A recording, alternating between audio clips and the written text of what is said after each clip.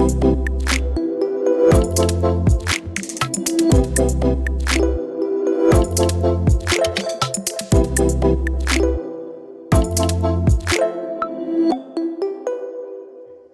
thank you. Thank you for having me, and thank you everyone for coming to a Zoom talk. It's a shame that I cannot be there, but I'm very happy that you all made it happen this way. Um, and well, I will be talking. I put a title for my talk, which is "Rewrite the World to Suit Your Needs and Obsessions." Um, and I wanted the title to be somehow of an advice because I prepared this talk so it's not only showing you my work, but somehow also um, kind of the thoughts behind my work, my intentions, somehow a little bit of methodology. And it's also very important for me to point out that a lot of my work, a lot of my research is in constant movement, and it's not really. I don't see it always as a final or as like this is my body of work. So yeah, I guess I can now tell you a little bit more about me. So I'm Carlo Canún, as you heard already. And I'm a graphic designer, a writer, and an artist, and I'm based in Mexico City. And I finished my master's degree in graphic design at the Estonian Academy of Arts 3 years ago in 2023, which I guess it's the reason why I'm here speaking to all of you now. Um, and well, I work on commission projects, so that means like the studio work. And I also work on personal projects. I collaborate with other graphic designers or studios. I collaborate also with artists and writers, and I teach. And it's very important for me for you to know that I kind of see my work or locate my work in these different modes uh, because yeah, it's been very different, like, or it's very different working for a client than working for myself, or like working for another graphic designer, or teaching or giving a talk.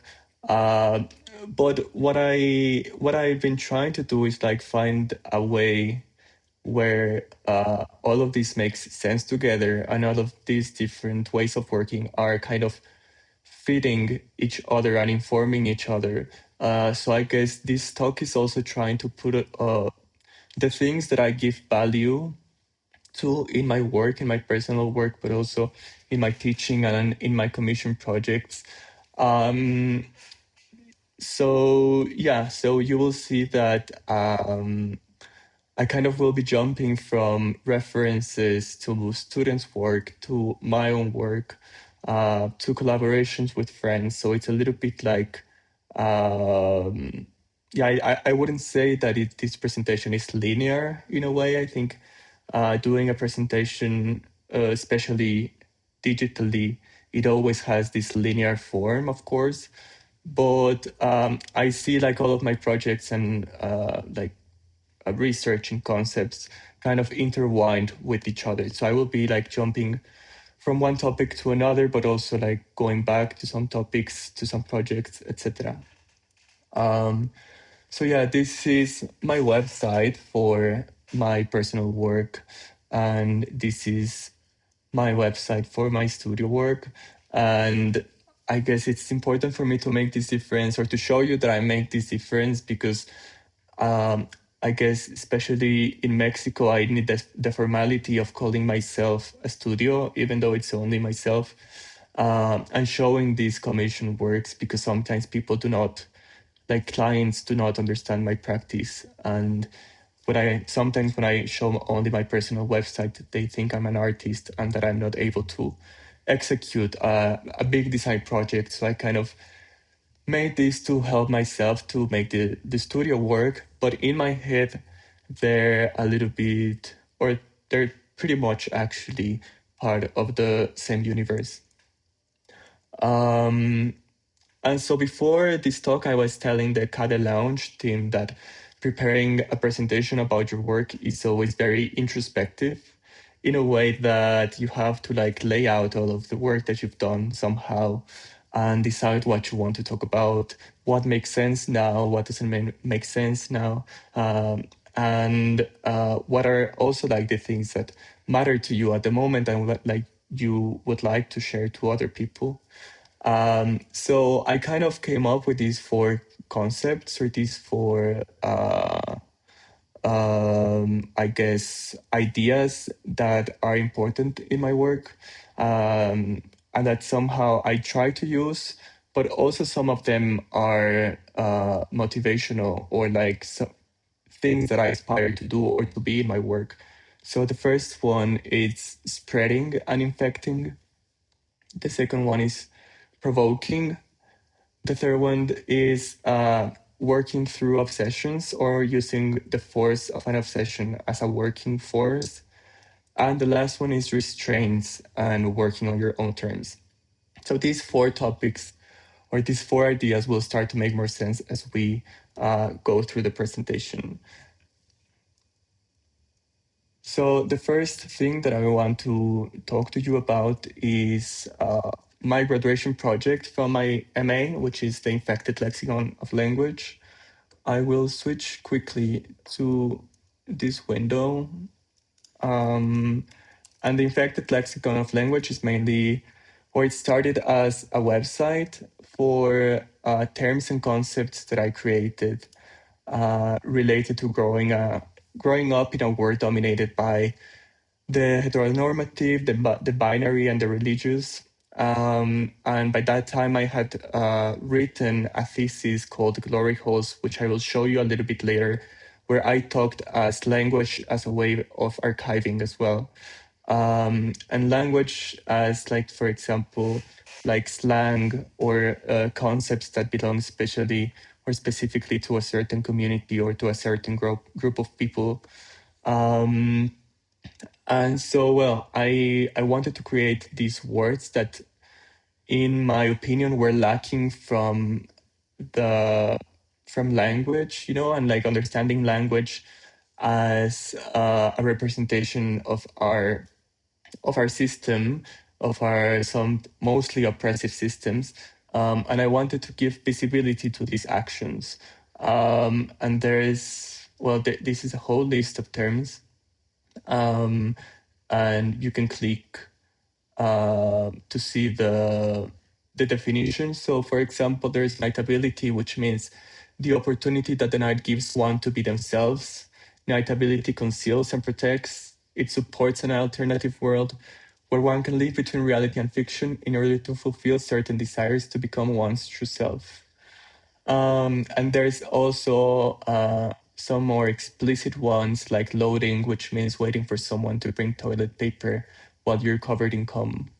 And so I had this list of concepts, and I really, for me, that like the aim of the project or my goal would be that to make these words and these concepts to enter legitimate use. And I thought that making a publication or just like a website would limit the words to exist only if you know about the project. So I decided to use the body, the human body, as a way to publish the words, for which I decided to make t-shirts and shirts with some of the words printed on them. Some of them just have one word, some of them have a phrase. So this was my way to like kind of make the project spread without my control and make it arrive to places or get to places that maybe would be too far from my reach. So yeah, this is the website, and these are the wearables which became like the container for this project. And well, just it was also important for the project to use all the garments were made with secondhand shirts. And then the website kind of the text side of the website mirrors the colors and like the patterns used on the shirts. I don't know if it's like, yeah. So it's like a simple gesture, but I wanted to show, to make this like dialogue between the language and the wearables. Um, and well, then afterwards, I also started to make hats, which were a little bit more accessible to make than the shirts, because the shirts I had to silk screen print, and so I had to do a lot of them, and it became a little bit more, uh, yeah, like it wasn't as quick as to making the hats. And so also the hats, I feel like everyone always wants a hat. So I thought it was a nice way to keep growing the project and to keep expanding it. So this one is for lovable, which means looking like your partner. And then other one is for gatekeeping, which means withholding queer specific knowledge from other queer people to become like the superior gay. And well, then while I was doing this research, I became very interested in the ways that our bodies can publish information, and information specifically, which is nonverbal. So another big reference for me was the Hanke code that was invented in the 70s. This is an image from Hal Fisher from his project Gay Semiotics, where he talks about these nonverbal ways of communication within gay culture. And well, the Hanke code was basically this code made from using a handkerchief. And depending on the color of the handkerchief and the position that you put it in, like on which side of your pockets, like it's here, it depended what were you it meant what were you into, related to like sex, or like what kind of boys were you into. So this was of course made to as a way of protection from a society that was discriminating against gay conducts. So it really, I found it very fascinating how like how these forms of secrecy, abled by the body, were so strong as to transmit such specific messages. So, well, yeah, as I said before, I'm also a writer. So, uh, last last year, yes, Dunes magazine from Iceland invited me to write a text for the fourth issue, and I wrote this text called Body of Text, which is inspired in using the human body as a way to publish information. And I want to read to you a little bit of it, which says, before the invention of print, literature was an ephemeral act. What we know What we now understand as a book or printed publication was once the domain of bards, specialized individuals and oral historians who memorized entire texts in order to recite them aloud in public settings. These professional storytellers played a crucial role in the circulation of knowledge, news, and narrative, using their voices to embody and preserve text, long before it could exist on the page. These performances transformed reading into a shared embodied experience, one made possible only through the human body. The body is our most natural communication tool, a medium of publication, perhaps the most immediate one. We've created systems and technologies to hold information longer and reach further than our bodies can. But these tools are extensions, not replacements of us. Our publishing tools exist precisely because of the body's limitations in memory, speed, reach, and longevity. But from voice and facial expressions to gestures, clothing, and even secret codes or symbols, the body is a powerful vehicle for the transmission of messages. So, yeah, also, of course, related to the topic of this Cadu Lounge, which is to preserve I also focus this talk on ways that I like to, or that I how I think that I like preserving my work or other work, or how I believe that that information is preserved specifically in queer histories, which for me is thanks to the body and how the body works as a library and uh, as a main container of our knowledge. So, well, then I was really, I guess, affected by this idea of sharing through the human body, sharing through clothes. So now I want to talk to you about specifically about some examples of romantic endeavors, which became a big topic in my life. This is a gift I made for a crush that I had in 2024. And this was the starting point of a lot of the work that I did from that point onwards, because I got really obsessed with a guy, which of course was an unrequited love, because only obsessions can happen if something is unreachable. Um, so I made this T-shirt with my name on it, and a heart and a rose, which is of course super flashy and super cheesy. And I made it as a birthday gift to him. And I guess I just kind of wanted to call his attention and to provoke.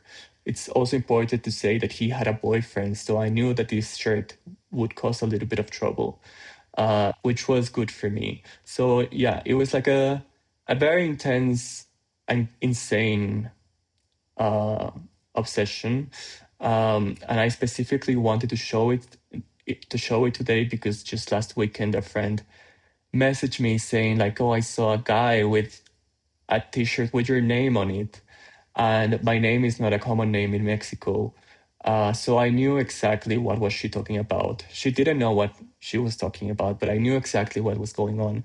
And I messaged this guy asking, "What are you wearing?" And he replied by saying, "I guess the T-shirt has achieved its goal." So I've been really interested about this idea of publishing or transmitting a message in the public, which is aimed only specifically for one person or for one goal. Because I guess we have the idea of publishing as an idea that has to be meant for everyone. And I've liked experimenting with ways of of making something public, but that it finds its own ways to really only have an impact on one or a few people, similar as infected lexicon of language. So in another romantic endeavor, there's this example that I really like from Andy Warhol. In the 50s, Andy Warhol was obsessed with Truman Capote. he I think he was Andy Warhol was in his 20s, and he read Other Voices, Other Rooms, which is a book by Truman Capote where he talks about a young boy in Alabama, trying to find his or figure out his identity, and how he creates like a non-blood uh, family from this discovery. So Andy Warhol became obsessed with the and became fascinated by the story and by Truman Capote. But there was no way, or well, actually, Andy Warhol started to send one letter every day for 1 year to Truman Capote, and none of the letters were answered. So what he decided to do was a whole exhibition about drawings and paintings from Truman Capote. So in June 16, he made this show called 15 Drawings based on the writings of Truman Capote. And I don't remember the story exactly, but I think it was even when the show was already closed that Truman Capote went to see the work, and he really liked it, and that's how they met and how they became friends, started a relationship. Um, And so, in a similar way, the other day I was flipping through this Mexican gay porn magazine called Macho Tips from the 80s. And I've been also interested in classified ads from these magazines, where like classified ads normally is where you announce something or advertise something, but in specifically in gay porn magazines, this becomes like what would now be like a dating app. So people just announce or advertise themselves that they're telling that they're looking for a partner or for like someone to spend the vacations with, etc. But what caught my attention here was this specific advertisement, which is basically a small letter to someone and says, Thomas, you never called on Saturday, August 23rd. I was very disappointed. Let's stay in touch for correspondence vacations. Please write to me. I'd love to hear from you. Mark B. And I really found it interesting how again, like someone used this page that anyone can look at really, or that it's meant for a lot of people to look at. And this person just used it for this other person to look. So he was also trusting in the chances that Thomas will look at this advertisement to yeah, to see his call for attention. And of course this is very nostalgic because now we have very different let's say better ways for communication and for staying in touch. But what I find fascinating is the idea of what it means to transmit a message or to make something public, and also to think about distribution models, which I think those three things are very important for me in my work and in graphic design. Because for me, graphic design is of course not only how things look, but how what happens really when they're out of your hands, when they're published, when they're being like circled around, and what effect do they have on people? What can they provoke on people? In a similar way, I found these messages written on toilet paper. This is a scan from the magazine Straight to Hell, the Manhattan Review of Unnatural Acts. It was edited by Boy McDonald. This is a more recent issue from 2007, and this article is called Messages from the Hole. And it's basically messages written on toilet paper that were passed from one, well, they were passed, this happened on like a glory hole situation. So from one toilet stall to another between two people that they cannot see each other while having sexual interactions in public toilets. So I really, I really love this example, and I think this is a great example to show how queer history is preserved and how it has to find these somehow like getaways uh, to remain and to resist the ephemeral and the oppression of our societies. Because of course, again, this was happening because maybe these people could not have sex otherwise, or they didn't want to reveal their identities for protection. Um, and I really like, well, first of all, just like how the ink is bleeding through the toilet paper. I think it's very special because it's just like writing a message on a napkin. You know, it talks about this urgency and the urgency and the immediacy that where these messages had to happen. Um, but and I really like how, of course, they're like talking about they're like being horny and having like sex interactions, like physically, but also through language because they couldn't see each other or even talk because maybe there was other people around. So there's like messages like "Let me get you off," uh, or like yeah, like what do you like? And then he replies being stalked. But I really like this part here where it says, "Great hole, give me your telephone number, bitch. I will call soon."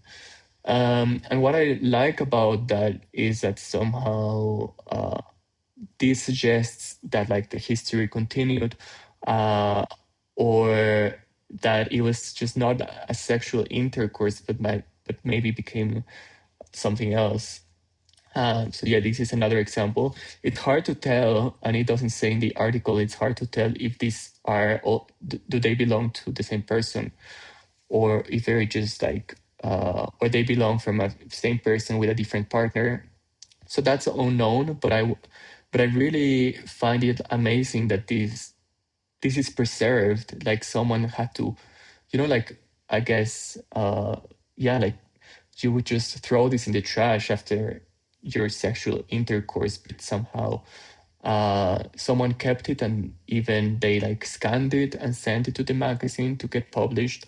So I think it's very special. And to me, the preservation of these pieces echoes a longing to hold on to a moment, um, and to speak, like to me, it speaks of a desire to treasure the fleeting and to anchor something ephemeral in time, which I guess it's uh, it's how queer history somehow remains and is created, which is very special because it really requires an effort to maintaining things alive.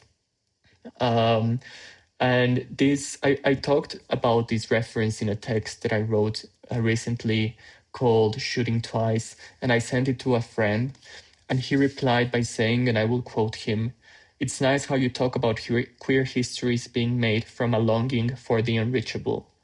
And I really appreciated that message because I felt that he really captured what I was trying to say, and also an interest in mine of mine, which is related to this like obsessions topic, which is trying to reach for the unreachable or for what seems unreachable, and trying to use that energy to create. And this brings me to talk about Glory Holes, my thesis from the MA, because it mainly talks about these ephemeral ways of archiving queer history, like ephemeral as language, performance, gossip, trash, or residues. And this is the English version. The English version was like this folder, and everything was loose, all the like the reference were illustrated also as loose inserts, and the idea was that the publication has the risk of being incomplete or getting lost, just as queer history. And then last year I got the offer to translate it to the Spanish and to publish by Tumba la Casa Ediciones in Spanish.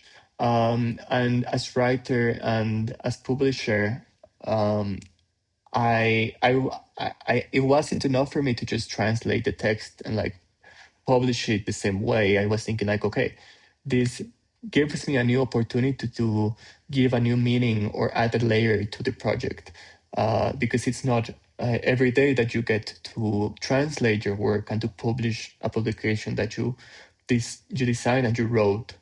Um, so what I did for this, also the graphic design changes because it had to fit on this series from the publisher. Uh, but what I did to maintain this publication somehow special and for me to make sense to publish it another time was to invite friends and collaborators to do a contribution for as loose inserts as well for the publication. And also, because of Glory Holes, I got to know a lot of people that were interested in the same topics. And they reach out to me asking for the text or telling me that they liked it or sharing some references. So I kind of wanted to also bring these people in the project this time. So these are the contributions that are happening now on the Spanish version. So there's contributions by Sepe Hassel, Matthew Levheit, The Most Beautiful Gay Books, which is Rosen Ifley and Saboday, El Archivo de Memoria Trans México, Maricoteca, Mexican Jihad, and Vincent Becher. And well, they all belong to different contexts and they work in different ways, but that was also important to me because queer histories are not specific to a form or to a place, and I really want to show how the possibilities, and also how people approach them, and how, because of the efforts of these people, these histories remain. And I also came up with this quote that I wanted to, from a book talking about the Dodi Bellamy, which I will talk also about later. But it says, experimental or queer writing and art in general has long sought to recuperate trash, shit, garbage, and to find in the rejected a poetics of recycled, regurgitated, and therefore new forms, a revolutionary undoing. And I find it very beautiful talking about residues, and talking about residues to create new forms. And also from here comes the title of my talk today, which is, we need to create new forms if we want to create a world anew. And talking about residues, I've wanted to also show you this reference by Mark Morris Rowe and Little White. Um, and this is a punk magazine from the 70s. It's called Dirt because it's Dirt is a pseudonym of Mark Morris Rowe. And Mark Morris Rowe was an artist, and Nan Golding calls him the first punk of Boston. Um, and the slogan of the magazine was, the magazine that dares to print the truth. But everything that was written on the magazine was invented gossip. So this is a little bit of how it looks. There's not a lot of images on internet, but it's, as you can see, it's like it's all handmade, like written on a typewriter, and then like cut out and photocopied images, and then just like pasted. This was the way it was distributed. I mean, this was copied and then distributed in like nightclubs, and I guess the areas and the places where Mark and Linnell used to go. And it's basically all bullshit from celebrities or famous people from the time.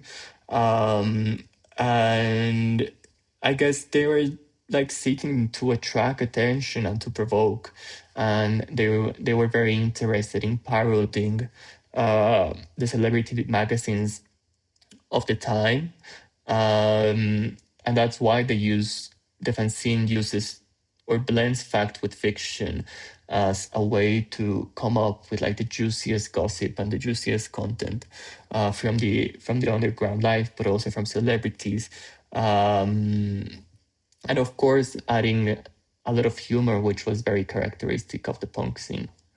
So I really like this example as a way of also kind of having or taking the agency to say something, which of course in this case it's all somehow lies, but I guess it was very provocative at the moment. And here I have an example of something that the magazine published. So it says, for example, in one issue there is a column titled "Cher Arrested for Child Abuse." That continues, quoting her as saying, "I've been on edge, and I may have taken too many diet pills, and there has been some word that the ratings were down. Maybe I am not the best mother in the world, but I wouldn't lay a hand on my children." Followed by, "Last year, Chastity had a broken arm," next to a crude annotation that reads, "Cher and battered baby," with an arrow to a photo of Cher holding her child. So I think it's also really special how he's mocking Hollywood and the celebrity world. And it reminds me also, I don't have the reference in the presentation, but of this project, Hollywood Babylon by Kenneth Anger, where he portrays and kind of, he publishes this gossip from Hollywood, which Hollywood has also been this, it's it they sell us Hollywood as this kind of paradise, but there is also, it's so like intertwined with stories and gossip that it's hard to tell what's true and what's not. And I guess that's what Mark Morris Rowe is trying to do in this publication. And this leads me to think about provocation, which I said it's something that I like aiming for in my work.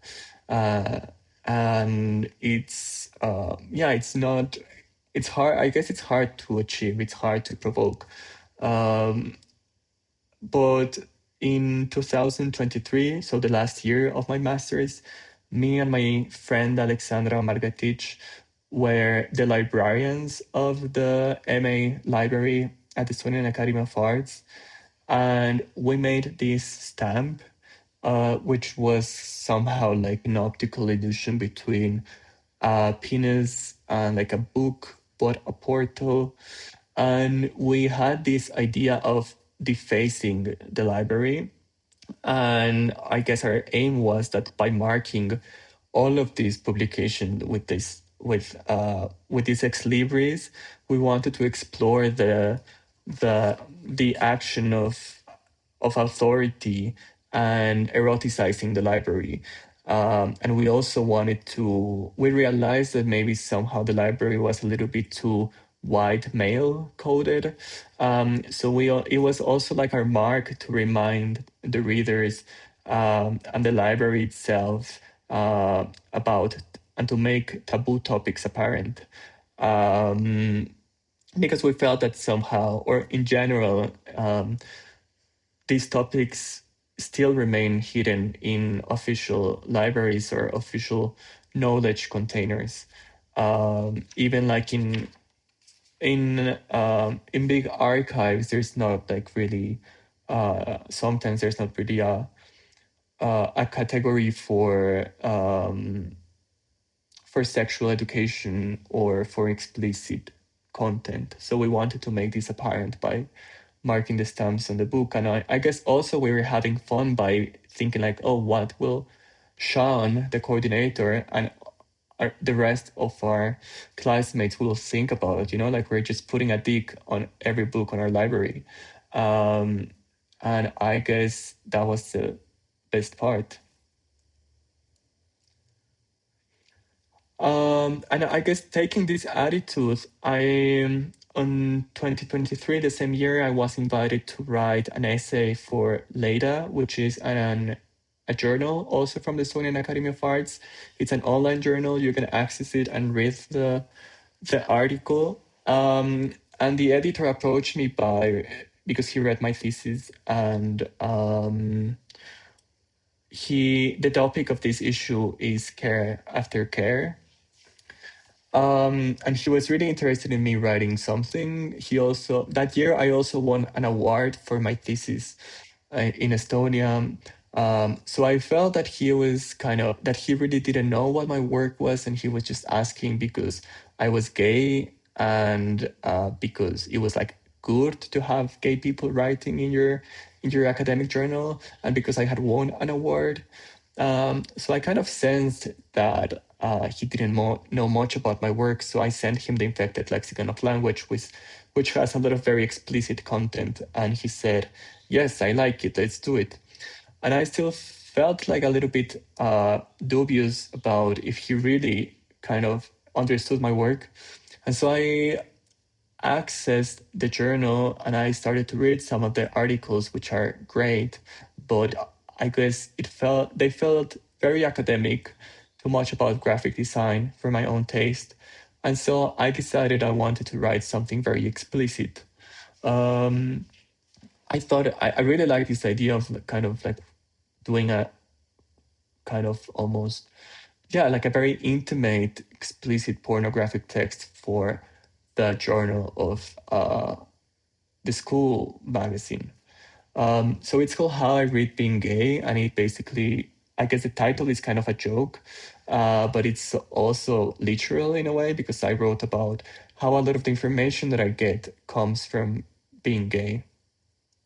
So this is how that issue looks. And I will read you two paragraphs so you can get an idea of what the text is about. I recently became obsessed with a guy. He wasn't into reading nor into guys. It was the impossibility of being with him which made him so desirable. I feel similarly about the copy of Faggy Gestures by Henry Collison that I don't have. The fact that it's now $339 with 16 cents at its cheapest makes my memory feel more precious. I keep going back to the pictures I have on my phone from the copy belonging to the ECA GDMA library. There is a certain allure to the things we yearn for but do not have. This phenomenon extends to our hunger for knowledge. Gossip, for instance, holds a powerful appeal simply because it reveals what we don't know yet. In drawing parallels between someone we can have and the gaps in queer history, we realize that both rely on imagination and reinterpretation. Just as we fantasize in order to possess someone unattainable, we use our emotions, feelings, and dreams to claim the missing pieces of queer history as our own. And these are some illustrations that I made for the essay. I think in total there were, I don't know, like 9 illustrations. Um, and all the text feels kind of very dreamy, and I'm talking about my fantasies and my obsessions and my dreams. And so I wanted to illustrate the text with these images that kind of felt also in these, yeah, like how I remember these things or how I picture these moments in my head. So they have this like kind of inverted, yeah, like dreamy effect. And then the text luckily got published in the first publication from Leda, which is called Leda Reader 15 Selected Articles. And when I sent this when I sent the text for to get reviewed by the editor, I really thought that they were going to say that they didn't like it and that they couldn't publish this. I guess it will make more sense when if you read the whole essay, but I thought it was too informal somehow for the journal, but they really liked it, and it even got printed. Like they only selected 15 essays for the printed edition, and mine was one of them. And I was super happy. And then my friend Alexandra again and my friend Oliver Long got to design it, and they also chose one of my quotes for the spine, which made it super special for me because I guess it's once in your lifetime that something you say what you say gets printed on a spine. And I think for me it was a reminder, and I also say it to all of you to not be afraid to be explicit or to even be a little bit cringe sometimes. I think it had very good repercussions. So talking about that, I want to quote um, this this bit from a book talking about Dodi Bellamy. Dodi Bellamy is an American writer belonging to the new narrative movement, and this is a book called Dodi Bellamy is on Our Mind, and this is a bit from the introduction written by Anthony Huberman. And Dodi Bellamy has been my biggest inspiration for writing, and I guess because I was reading her a lot is that I got to write how I read being gay, and that I got really inspired to write about something more intimate and personal, sometimes funny, even sexual. And so she writes, well, Anthony writes about Dottie. Dottie Bellamy proceeds to love too much and to say too much. This is her feminism, her political stance, to empower the wild and the too much. In her mind, a good essay should always embarrass its author a bit. She's more interested in subverting what's considered important subject matter. Her writing, at least in part, comes from the unconscious or the impulsive, which are often too vulgar and too barfy to form a single acceptable message. Instead, she's interested in how the sexual consumes and devours rationality, making it impossible how the physicality of sex will always elude language. And this brings me to, I guess, well, going back to this quote about Dodie, I think she also takes a lot of inspiration from Kathy Acker, and I guess their work and the new narrative movement work is about being very crude and very like explicit, and not be afraid of yeah, also like giving a value to sexual experiences, and not having separate from our lives. um it also gives a lot of value to gossip, and to this idea of between like fact and fiction. um and I feel like well, this text talks about her feminism and her political stance, and for me that's also been super important for my work and to teach to my students, which is where when in the beginning of the presentation I was talking about restrictions and about ways of working. This is what I mean. I find it very inspiring from her, and uh, to like really stand by what your values are, and share that with the world. So a good example for this is this art contract by Ana Amorim. Ana Amorim is a Brazilian artist. Um, and I will read you a bit of how she describes her art. In 1988, I decided that my life was art.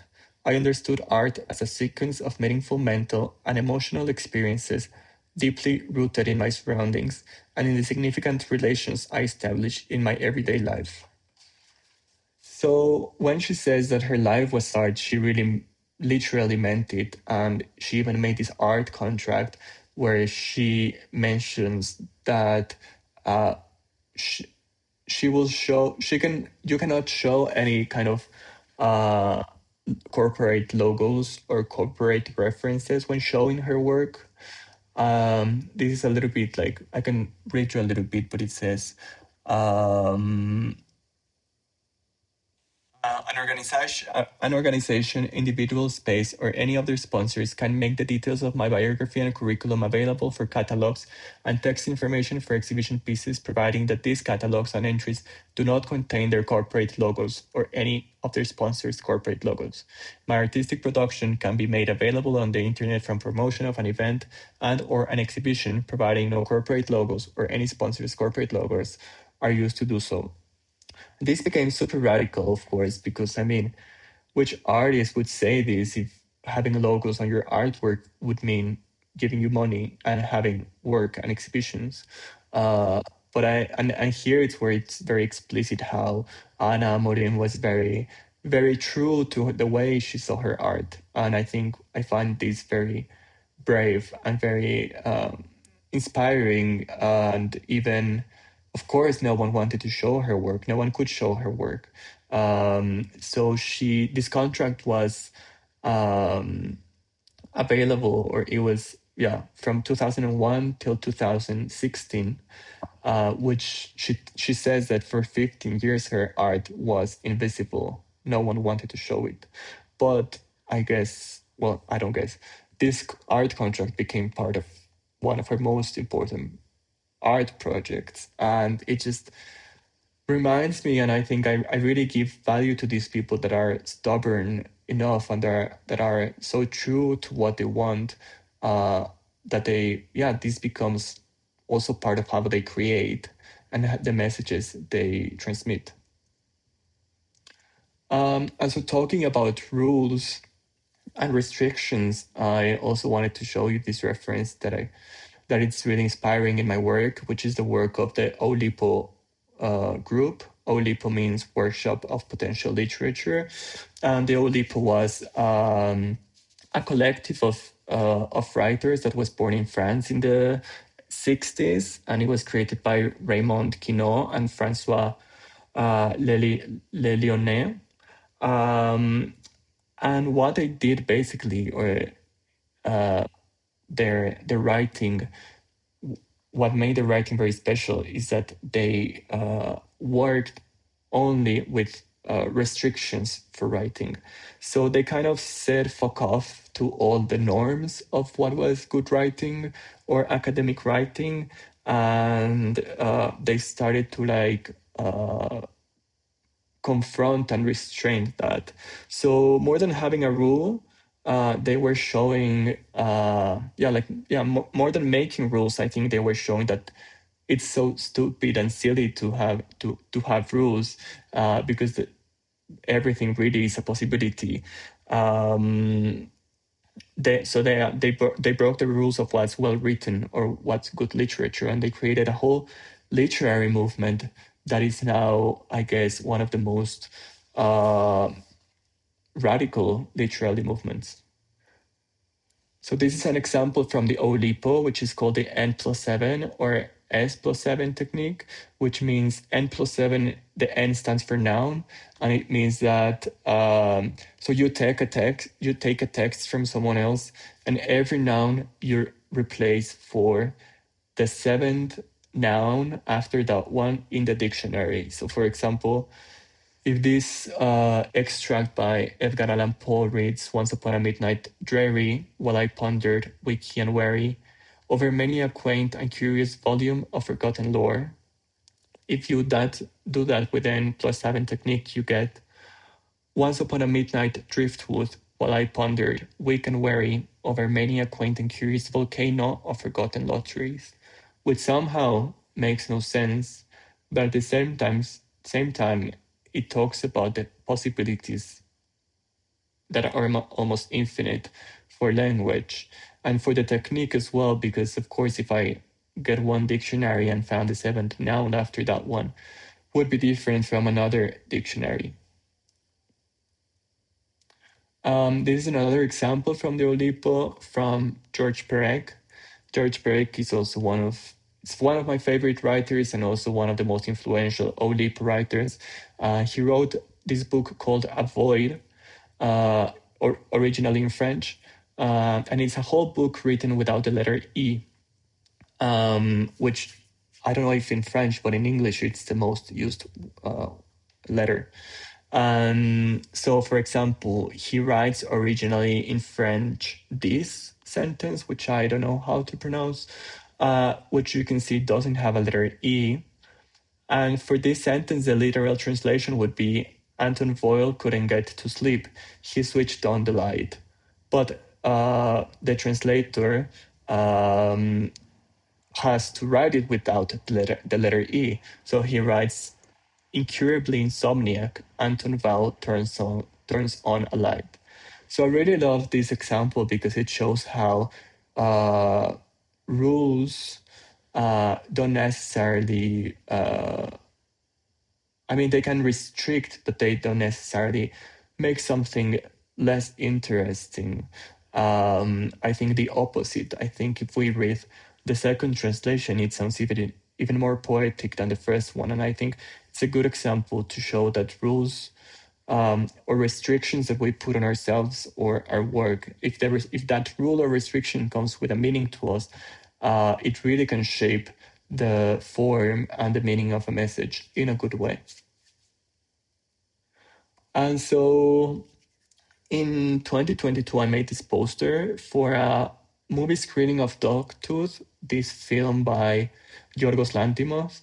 And I guess I didn't necessarily have the Olipo in my mind when I was doing this, but I've always been a fan, so I guess somehow it affected.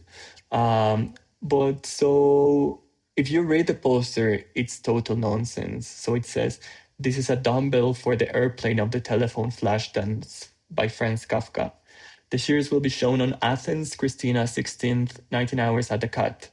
Don't forget to kill a cassette and volunteer warm teeth because the cat might be perverted. Also, if you're bartering someone, be sure to leak with a comfortable partner or headband for your trunk. Wedding anniversary. The shears show factory secrecy, stone, and choreography. P.S. Kill your fences and oceans. And so basically the poster is a riddle. I don't know if you've seen the movie, but basically the movie is about this family who has their kids.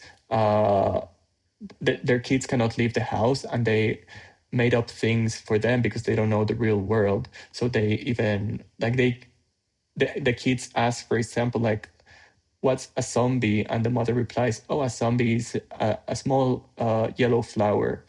And so I replaced the most important words, especially the nouns of the poster, with elements that were important in the movie. So like an airplane, a dumbbell, a telephone, Athens.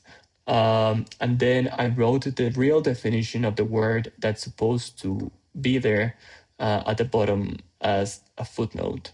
So, for example, dumbbell says a written or verbal request inviting someone to go somewhere or to do something. So, dumbbell should be invitation. And yeah, I guess this is also similar to the idea of like publishing for one specific person only. I was also trying to not get as many people to the screening and see like see if people could really decode it, and then at the movie screening see how many people really could manage to understand the poster. Unfortunately, the event didn't happen because of COVID. And yeah, still talking about rules and moving on to my teaching practice, I wanted to show you the Immaculate Heart College Art Department rules from Sister Corita Kent. And I don't know if you know Sister Corita Kent, but she was a nun, an American, well, a nun from the United States, and somehow in the lines of Andy Warhol during the 60s, she was using visual language for consumer culture to address issues like racism, poverty, work, peace, and social justice. And most importantly, for me, for how I understand her work, she was also showing that she could be a nun, but she could also be a graphic designer, write poetry, do activism, and be a very important figure for the pop art movement. And well, I really like, there's a lot of rules that I like here, if not all of them. And I really like the only rule is work. If you work, it will lead to something. It's the people who do of the work all the time who eventually catch on to things. Don't try to create and analyze at the same time. They're different processes. Be happy whenever you can manage it. Enjoy yourself. It's lighter than you think. We're breaking all of the rules, even your own rules. And how do we do that? By leaving plenty of room for X quantities. And that's a quote by John Cage. So this is my classroom sometimes, and inspired in, I guess, a lot of the work that I've been telling you about, and a lot of my interests. I made this exercise about obsessions, where I asked my students the first day of school to introduce themselves by telling me an obsession that they have at the moment. And I asked them to please be as real as possible and as honest as possible with their obsession. They don't know that it will be an exercise. So they choose an obsession, and then the exercise is to make a visual or a research through images about their obsession, and they start to classify images. They make exercises with images. It's super nice because the classroom becomes this kind of like a criminal scene investigation space. And it's very beautiful to see how they start merging from topic to topic. And I guess my thesis with this exercise is that anything that interests you enough or that you're obsessed with enough can become a research topic or a design project, and can become interesting, or you can make it interesting for other people. And I will show you a specific example from this last semester, which just finished like some weeks ago, which is from Sophia. And her obsession, the first class, was the high school's musical soundtrack. And as you can imagine, as a professor, it's like when someone, when a student says it's I mean, it's hard not to laugh. Um, but then she started to research and through images and realized that the reason why she was so obsessed with it was because it was a reminder of her childhood, and specifically of her relationship with her cousin that had passed away. So she started to trace things that reminded her of her cousin, and one of the things that she arrived at was the garden at her grandmother's home. So she started to make this research about gardens, and she realized that in a lot of like old magazines that she found at her grandmother's place, the garden is always pictured as this like ideal place, or like yeah, this place of fantasies and romanticization. Um, so her final project was this publication called Paseo Santa Ana 109, which is the address of her grandmother. Um, it even includes a leaf from the garden. And what she did was she went to her grandmother's house and got like the archives of the photographs from her family. She made a selection of things that reminded her of her cousin, and that were, of course, in the garden of her grandmother. And she, talking about this idealization and this romanticization of the garden throughout history, she paired her images with impressionist paintings that looked very similar. So this is one example. This is another example. And there's some that if you flip the book quickly, it feels super. It it almost feels like the same image. Like this is one of my favorites. And of course, it's this idea of like how kind of similar maybe the ideas of a garden might be, you know, like at least everyone in Mexico City, I guess, remembers their grandmother's garden as something special, but also at the same time, if you think about the nuances, it's a very specific kind of memory that you create in those places. So yeah, this for me was uh, this project made me cry basically when she showed it to me, and it made me very proud to be a teacher. And I'm getting to the last bit of the presentation, so please be patient. This is a reference that I always show when we do that exercise, which is André Malraux, Le Musée Imaginaire. And basically, André Malraux proposed this kind of like technique of creating your own museum. And well, this of course was before social media and before websites. But his idea, I think he's in this like canon of people that have uh, subverted or have a big impact on the archive within like Abby Warburg, Hanne Darboven. He's one of them because he said with images, like how you see he's doing it, I can create my own museum with my ideal curation and editing and with my favorite pieces. And so it's somehow how my students work with this exercise, where they have these printed images on the floor and or on the tables, and they kind of move them around and arrange them and rearrange them and categorize them and write stories about them in a way to create a world anew. And for me, it's always very important. I tell my students that they might choose a very banal topic, like I don't know, flowers, but it's important is that they found their own vision and their own eye within that project, um, because only that way they can create a specific body of work that belongs to them. Um, and so, of course, this is also a big inspiration for me, the way that we can all create our imaginary museums and our imaginary projects. So I have my own imaginary project, which is called Archivo de Realidades, which translates to Archive of Realities.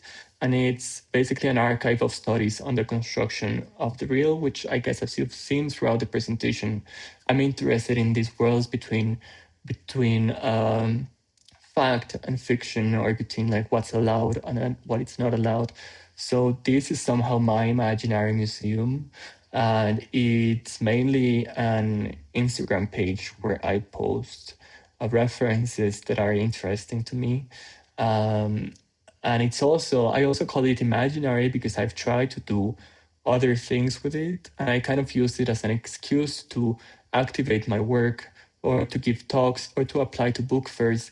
But it's really kind of just an Instagram account. So, for example, this is a bookmark for a book fair here in Mexico City that happened last year, which is called Hardcore Art Book Fair.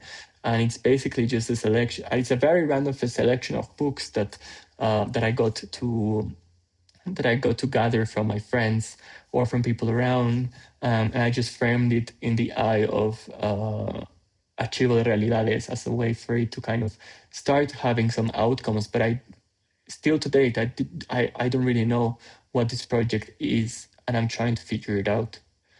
In 2025, I made this contribution for this publication called Dogged Ear, which was the graduation project from João Pedro Nogueira, and he invited me to do a contribution, and what I did was, at the moment, I really wanted to have a physical space for Archivo de Realidades. Like I imagined the project being a space where you could have uh, like a bookshop, but also a library where I could do workshops and just share these kind of references with people.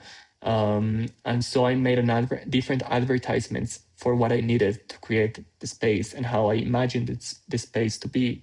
And it was very nice to like kind of create with these only through imagination and without really having any like constraints or uh, any like this should be like that. So for example, I needed a window teller, room stuffers and function flares, gossip goodies, a home, of course, wallpaperers, a sky maker, sunshine, book cups, book serviettes, and book coasters, books, of course, and a cruising reader. So these are all kind of concepts that I named to create like this space that would be my ideal space. And for example, the maker, what it means is that I really wanted the space to have a sky painted on it so that it gave you the illusion of being outside while being inside. And well, the physical space didn't happen because I realized that Mexico City is growing so quickly, especially in graphic design and cultural projects, that I really started to doubt what could this space contribute to this society and to this growing gentrification. So I decided to instead ask for the spaces that friends have in order to activate them and to take Archivo de Realidades there. So this is another event that I made, which is called Lecturas Promiscuas, which translates to promiscuous readings. And I also really wanted, I think my main goal with having a physical space was able to take my books somewhere and to share them, because I've been really trying to make a library of my own from books that are not printed anymore or that I have bought secondhand. And I just really feel that it's a waste that they're just sitting here behind me. So I asked a friend who has a bookshop if I could take part of my library to his space to make it public for 1 week. And I also gave a talk about the book selection, which the book selection was pretty random. And it was called Promiscuous Readings because a specific reason that I will read a quote after this. But I like the idea that it was just a selection of books that for me have been important or have been given to me by important people. And so this is how it looks, how it looked on the bookshop. So there was just like this um, like intervention on the bookshelves, and you could go and just take a look at any book for 1 week. And of course, I made this super flashy tag on them so that it was very clear that they were only for you to borrow and you could not take them. And well, this is the last slide on the presentation, and this is a small explanation on why I decided to call this event Promiscuous Readings, which it's a quote from the text The Problem of Reading in the book Index Cards by Maura Davey, and it's a text that I always give to my students.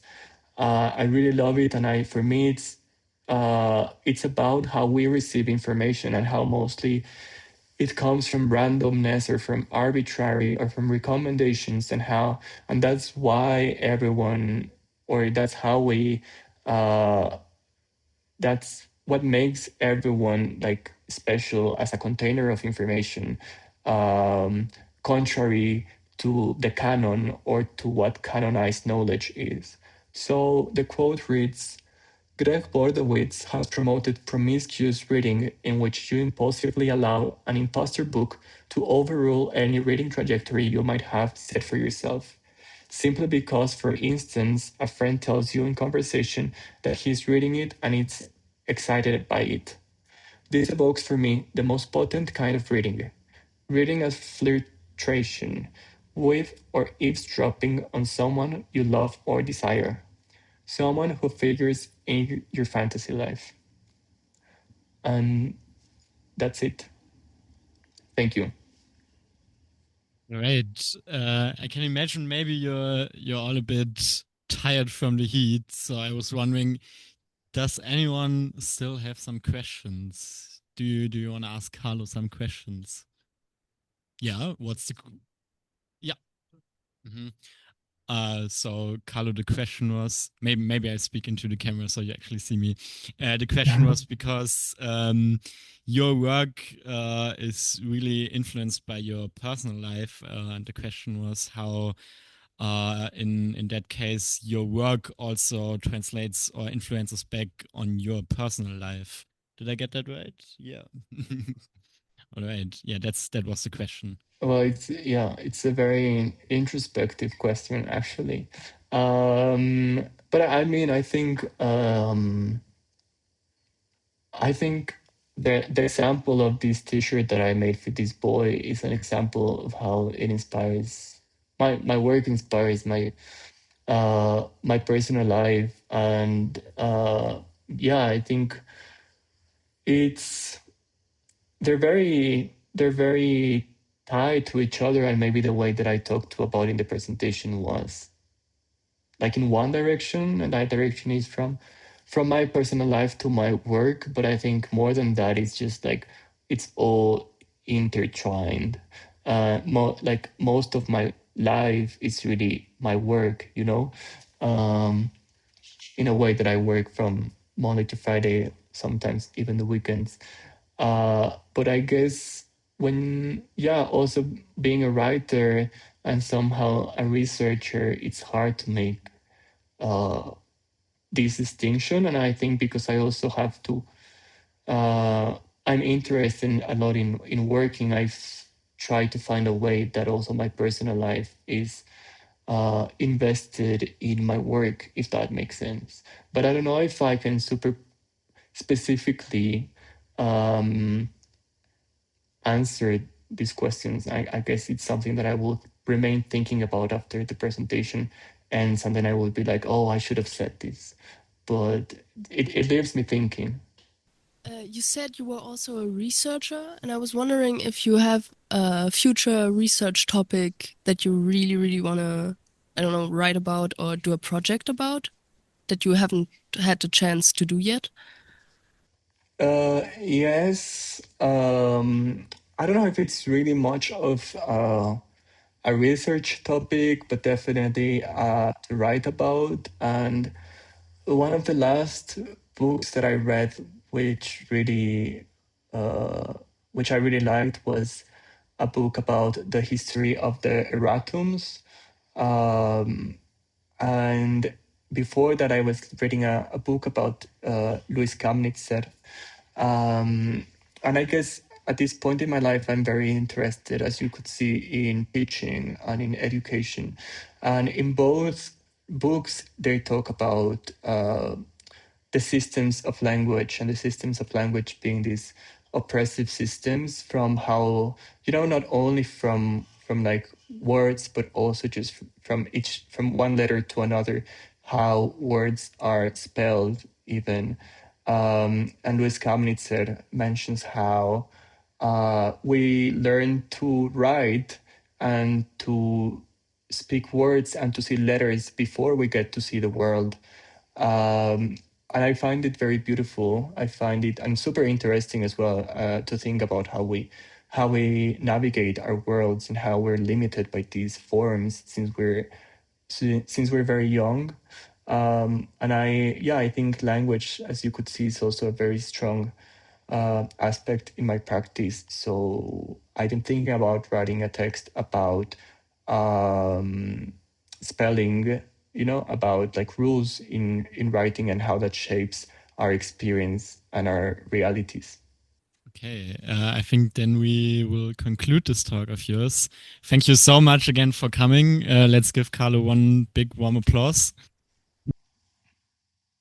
Yeah, thank you. Thank you all so much for having me. It's very funny because I cannot hear the applause, so I just hear everyone like moving their hands. Yeah, but it was very special being here, and thank you for staying for more than an hour.